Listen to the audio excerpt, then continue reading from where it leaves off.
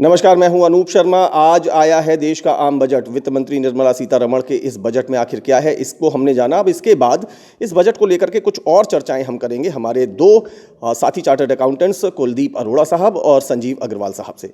आइए जानते हैं कि इस बजट को लेकर के उनके और आगे के क्या ख्यालात हैं। मैं गडकरी साहब को सुन रहा था, उन्होंने कहा 25,000 किलोमीटर के नेशनल हाईवेज़ के लिए इंफ्रा पे उन्होंने अनाउंसमेंट किया है, तो वो बहुत खुश थे। उनका कहना था कि मतलब वो गडकरी उनमें से हैं जो खुद भी पीठ थपथपा लेते हैं, लेकिन तब थपथपाते हैं जब आंकड़े सामने फेंक देते हैं। तो उनका कहना था कि पहले से उनका डिपार्टमेंट अच्छा काम कर रहा था, अब और गति मिलेगी। ये लगता है सर, मैं तो ये मानता हूँ आज की पॉलिटिक्स में, वर्तमान पॉलिटिक्स में गडकरी जैसा विजनरी आदमी दूसरा कोई नहीं। अच्छा सर, उसके आप कामों को देखिए, उसके विज़न को देखिए, कभी आप उनका स्पीच सुनिए, कभी वो किसी डिबेट में बोल रहे हैं तो स्पीच सुनिए, वो इतनी क्लैरिटी के साथ बोलते हैं और उनका विजन बड़ा क्लियर होता है। क्लैरिटी और मतलब जो जिसमें जाके ट्रांसपेरेंसी से वही बोल सकता है जिसने कुछ करके दिखाया हो, जो आपको इधर से उधर कान इधर से उधर ना पकड़वा रहा हो। और सर, सबसे बड़ी बात क्या होती है कि किसी भी देश का डेवलपमेंट इंफ्रास्ट्रक्चर के ऊपर बेस्ड होता है। सड़कें बनेंगी तो नेचुरली उसके आसपास में, अब आप देख रहे हैं कि जैसे यमुना एक्सप्रेस वे बना या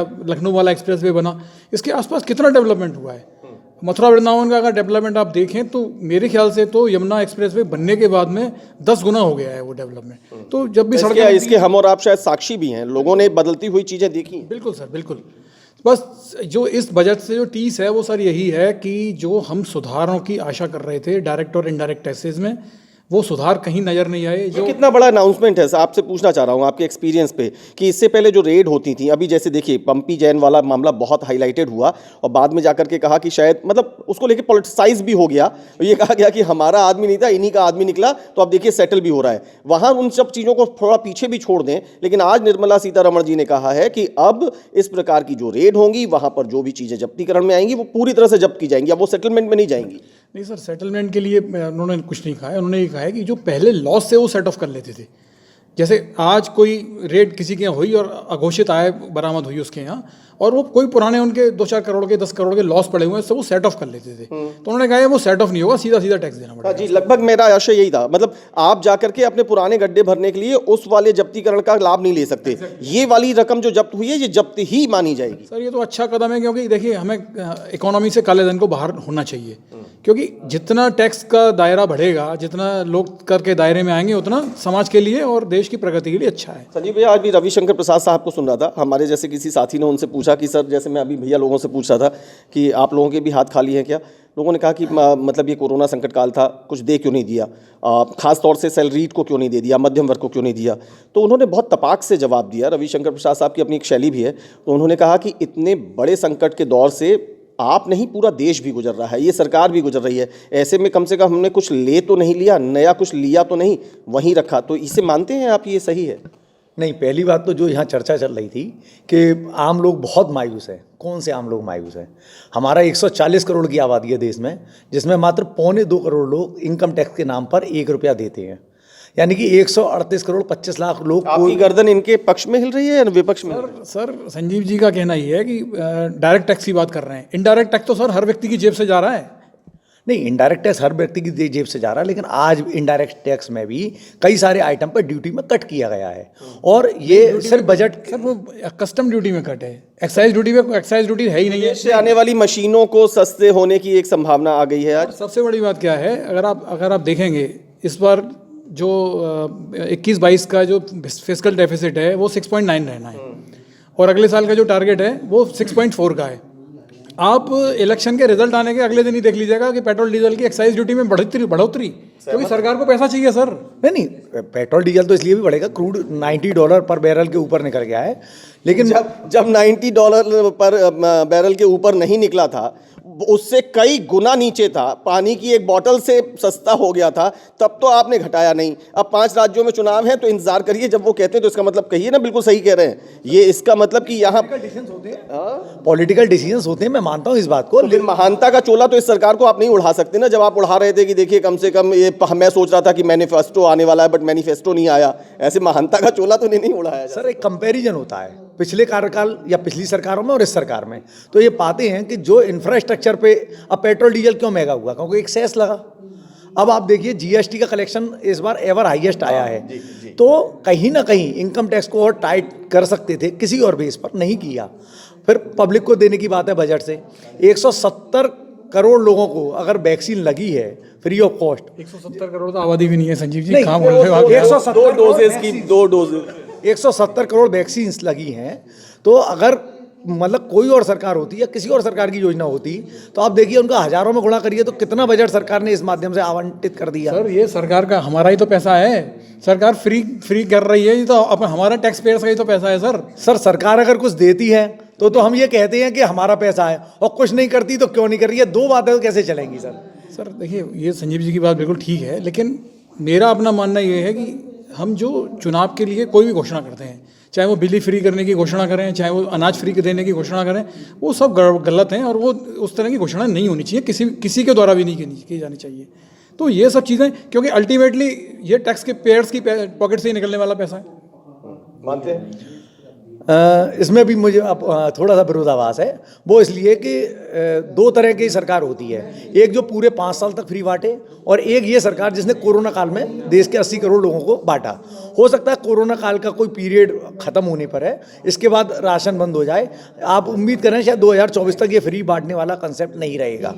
और जहाँ तक सर अगर ये वाली बात, बांटने वाली बात होती तो मोदी जी और योगी जी की फोटो लगे हुए नहीं होते सर उस अनाज के ऊपर में, अगर कोरोना के फोटो लगे हुए होते सर उसके ऊपर में, फिर या फिर कोई और मैसेज भी होते, और कोई मैसेज होता कि आप मास्क लगाएं, ये करें, इस तरह के कोई मैसेज, इस तरीके की चीजें, बट और कुछ भी हो सकता था। पॉलिटिकल डिसीजन था, चाहे संजीव जी माने या ना माने, वो पॉलिटिकल डिसीजन था। सर आप यहाँ पर, मुझे लगता है, मैं अपनी बात आपके मुंह में नहीं डाल रहा, लेकिन मैं लगता है कि आपका जवाब संभवतः ये आ सकता है कि जो सरकार बांट रही है वो करेगी ना, वो भाई सब राजनीति तो कर ही रही है, कोई परचून की दुकान थोड़ा चला रही है। सर ये तो मैनेजमेंट पार्ट है, मतलब लैपटॉप पर फोटो लगे होते थे, जिन्होंने बांटे उन्होंने लगाए।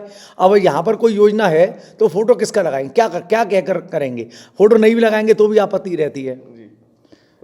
सर अब यहाँ पर फ्री बांटने वाला मैं बिल्कुल सहमत नहीं हूँ, क्योंकि हमारी जेब से ही पैसा जाना है, अल्टीमेटली वो टैक्स पेयर्स को ही नहीं छोड़ा जाएगा। नहीं, अच्छा मान लीजिए बांट भी दें तो ये एक्सेप्ट किया जाना चाहिए कि देखिए हमने इस देश के वास्तव में जो देश के प्रति अपनी जो अपना योगदान देते हैं, चाहे वो टैक्स के तौर डायरेक्ट के टैक्स पे दे चाहे इनडायरेक्ट टैक्स पे, उन लोगों से किए गए कलेक्शन के आधार पर जो राजस्व है उससे हम बांट रहे हैं। वहां जाके सरकार सिर्फ अपनी पीठ ना थपथपाए, वो हम लोगों की भी पीठ थपथपाए। आपका ये इशू है ना सर। एक लेकिन चीज संजीव जी जाकर के सरकार की ही पीठ थपथपाते रहते हैं। सर एक चीज और, संजीव जी अभी जैसे कह रहे थे कि जीएसटी का कलेक्शन इस साल रिकॉर्ड हुआ है, आप किसी व्यापारी से पूछिए कि जीएसटी का कलेक्शन रिकॉर्ड क्यों हुआ है सर?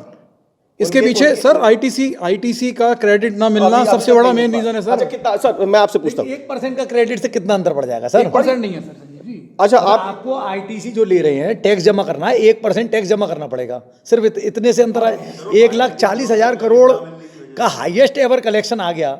और आप ये देखिए सर, कल मैंने बजट इकोनॉमिक सर्वे में देखा था, 33 लाख करोड़ का देश का बजट हो गया है।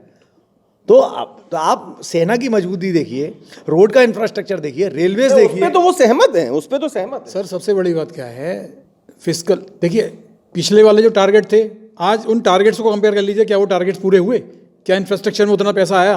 प्रॉब्लम कहाँ है? ये 60 लाख युवाओं को नौकरी देंगे, पिछली बार भी लगभग इसी जैसी कोई एक अनाउंसमेंट हुई होगी।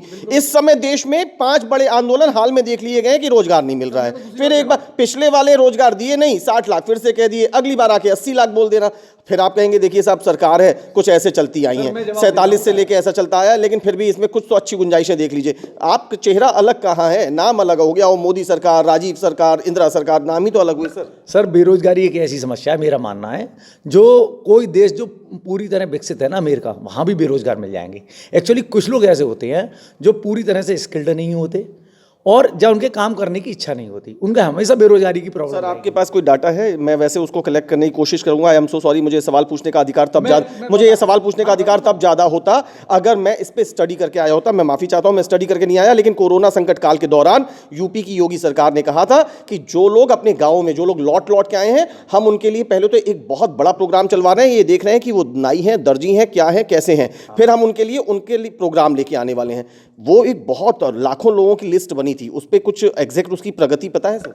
सर उसके बारे में नहीं पता, लेकिन जैसा मैं भी इसको सर्च करूंगा, आप भी करिए, फिर अगली मुलाकात में हम फिर बात करेंगे। शायद यही होता है सरकार का चरित्र, इसी प्रकार की बातें करके उस समय के तात्कालिक वातावरण को ठीक कर लो, उसके बाद चल रहे। हम सब लोग यहाँ बजट पर बैठे हुए हैं। हमारे बीच में आईसीआईसीआई बैंक के रीजनल मैनेजर बैठे हुए हैं साहब। ये किस लिए आए हैं कि चार्टर्ड अकाउंटेंट्स की जॉब चाहिए हमें, नई चार्टर्ड अकाउंटेंट्स को आप रेफरल दीजिए। मतलब आप ये सोचिए कि जॉब है कहाँ।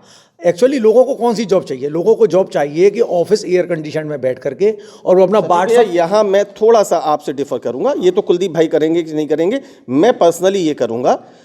बहुत सारी जगह पर स्टफ का क्राइसिस है, जहां आपकी डिमांड होती है, आपको आपके लायक स्टफ नहीं मिल पाता, आपको आपके लायक कैंडिडेट्स नहीं मिल पाते। लेकिन बहुत बड़ा क्षेत्र ऐसा है जहां उनके हाथ में कुछ भी अगर आता हो तो उसे और सजाया संवारा जा सकता है, उन्हें योग्य बना करके कम से कम 2 रोटी के गुजारे लायक बनाया जा सकता है। उस पर काम नहीं हो रहा। लेकिन बहुत बहुत शुक्रिया संजीव भाई, बहुत बहुत शुक्रिया कुलदीप भाई। मैं आपसे बता दूं कि यहाँ न तो ये कोई कांग्रेसी सपाई बसपाई हैं, न ये कोई भाजपाई या संघ के व्यक्ति हैं। लेकिन जब देश में बजट भी आया हो, चार्टर्ड अकाउंटेंट्स जैसे इतने बड़े दिमाग के लोग भी बैठे हों, और उसके बाद फिर राज्यों में चुनाव होने वाले हो, जिसमें देश का सबसे बड़ा राज्य उत्तर प्रदेश, तो उस प्रकार की कुछ चर्चाएं स्वाभाविक रूप से हो जानी चाहिए और हो जाती भी हैं। यहाँ ये भी बात है कि थोड़ा थोड़ा सबका अपना अपना एक अंदाज होता है। आलोक भाई हैं, रोहित भाई हैं, हो सकता है कि ये बहुत कुछ मन में चलता हो लेकिन उतना मुखर ना वो हो पाते हो, थोड़े एक्सट्रोवर्ट हों। लेकिन हो सकता है कि संजीव जी जैसे लोग बड़े इंट्रोवर्ट हों, और जब वो उनकी इंट्रोवर्सी ज़्यादा सामने आ जाती हो तब कुलदीप भाई विवश हो जाते हो कि लाओ अब मैं तो कुछ बोलूँगा। तो कुछ इसी प्रकार की बातचीत यहाँ पर हो गई है, एक अच्छे माहौल में हो गई है।